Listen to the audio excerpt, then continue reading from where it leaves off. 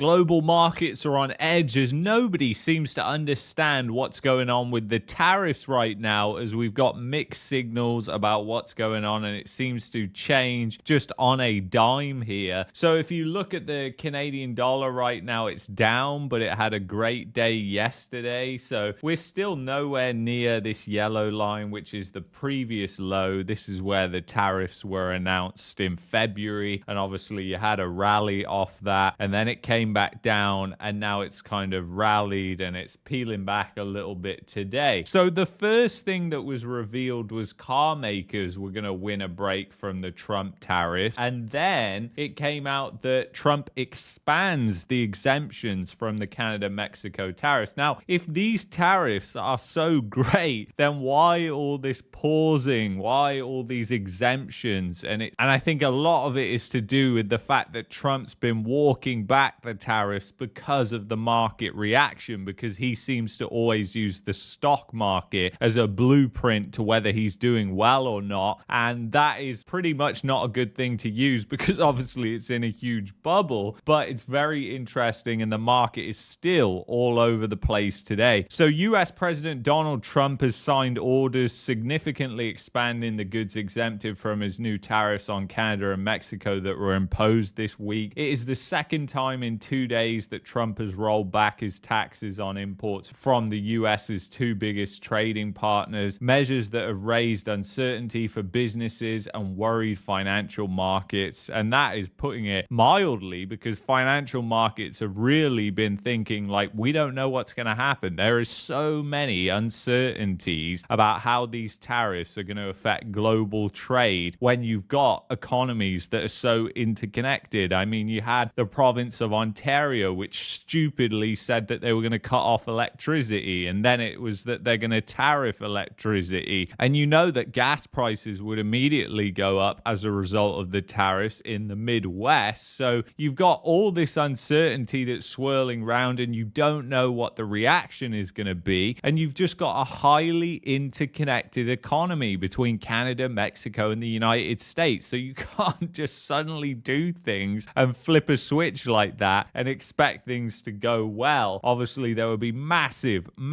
trade-offs, and I think that there would be a huge recession in the United States, which I think is inevitable anyway. I mean, let's face it, the recession is coming globally. That's obvious. Just look at the price of oil. So Mexican President Claudia Sheinbaum thanked Trump for the move, while Canada's finance minister said the country would in turn hold off on its threatened second round of retaliatory tariffs on US products. So I don't know if the first lot of tariffs that Canada imposed is still standing right now. I mean, there's so many things that are just so unclear right now, because everything is changing so quickly. And once again, if these tariffs are so great, then why are they being walked back, and why are they being paused? And it's just ridiculous. But the carve out from the duties applies to goods shipped under North America's Free Trade Pact, the US-Mexico-Canada Agreement, USMCA, which funnily enough Trump signed during his first term. So this was one of the things that he was saying was great, and this was fantastic for the United States, and he made all these adjustments, and now he's in office again, and he's like, oh, this agreement is terrible, we just need to do more and more tariffs. And he's really unclear whether the tariffs are because of the flow of drugs, or whether the tariffs are because he wants to replace income tax with tariffs. It also says that items that currently come into the US under the Pact's rules include TVs, air conditioners, avocados, and beef, according to the analysts by the firm Trade Partnership Worldwide. The measures also reduce tariffs on potash, a key ingredient for fertilizer needed by US farmers, from 25% to 10%. So again, you've still got tariffs there. And you've got to think, and this is what people just don't think about, is like a lot of the fruit and vegetables come from the United States to Canada because Canada can't grow them. Canada hasn't got the climate. So if the US has a massive fertilizer tariff and then imports that potash, then guess what? Those fruit and vegetables that Canada buys off the United States, well, they go up in price too. So even though Canada isn't directly paying the a tariff, indirectly they would as well. And it just creates so much disruptions, because then guess what? Maybe China is selling fruits and vegetables for a lower price than the United States now with shipping.